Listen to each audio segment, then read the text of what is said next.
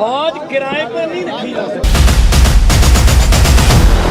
आप 17 साल में ट्रेनिंग के लिए जाइए और 21 साल में रिटायर होके आ जाइए।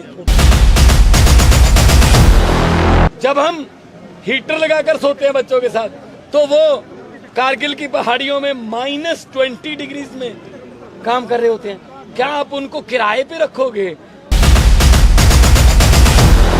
बीजेपी के सभी नेताओं के, अगर ये बहुत ही अच्छी स्कीम है, तो बीजेपी के नेताओं के बेटे फौज में जाएं और 4 साल बाद भूतपूर्व सैनिक बनकर आ जाएं। कि फौज किराए पर नहीं रखी जा सकती। आप ऐसा कैसे कह सकते हो कि आप 17 साल में ट्रेनिंग के लिए जाइए और 21 साल में रिटायर होके आ जाइए, भूतपूर्व सैनिक बन जाइए 21 साल में। तो ये तो ठीक नहीं है।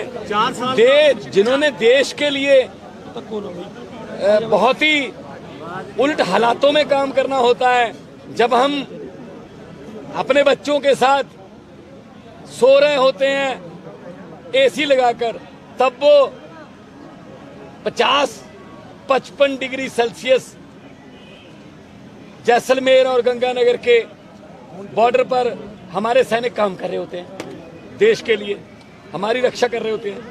जब हम हीटर लगाकर सोते हैं बच्चों के साथ, तो वो कारगिल की पहाड़ियों में -20 डिग्रीज में काम कर रहे होते हैं। क्या आप उनको किराए पे रखोगे कि आ जाओ जी, 4 साल के बाद आपको भूतपूर्व सैनिक साबका बना देंगे?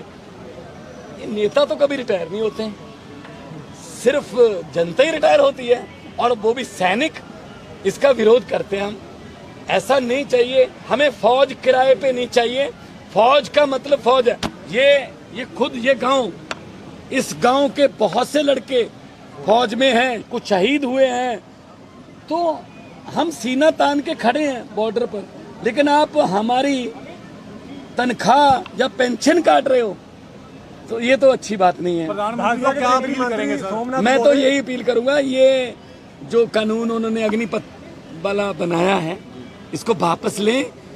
हाँ, हमारे लड़के फौज में जाना चाहते हैं, उनकी देशभक्ति की कदर करें, और उनको जब तक वो देश की रक्षा करने के सक्षम हैं, तब तक उनको काम करना। केंद्रीय मंत्री सोम प्रकाश बोल रहे हैं कि जिन लोगों को मोदी जी की चुप्ती है, वो लोग प्रदर्शन कर रहे हैं जो आग लगा रहे हैं। तो ऐसा करो, बीजेपी के सभी नेताओं के, अगर ये बहुत ही अच्छी स्कीम है, तो बीजेपी के नेताओं के बेटे फौज में जाएं और 4 साल बाद भूतपूर्व सैनिक बनकर आ जाएं, फिर मान जाएंगे। मान साहब पंजाब में खालिस्तान के बड़े पोस्टर लगने लगे, ये किस तरह ये क्या इसके पीछे? असल में क्या है ना, ये राजनीतिक बातें हैं। उनको ये लगता है कि आम घर का बेटा, एक टीचर का बेटा क्यों आ गया इतनी बड़ी कुर्सी पर, और उनको लगता था महीना 2 महीने चलेंगे। अब वो कह रहे हैं इनको चलानी भी आ गई सरकार, तो फिर अब उनको ये भी पता लग गया कि हमें पकड़ने भी लग गए ये। तो इनसे पूछिए ना कि क्या होता है। क्या पॉलिटिक्स कर रहे हैं? इनसे पूछिए। सर इनकलाब इनकलाब, ये जवाब है, ये जवाब है। भगत सिंह से डबल जिंदगी जी बैठे हैं, क्या धमकियां देंगे?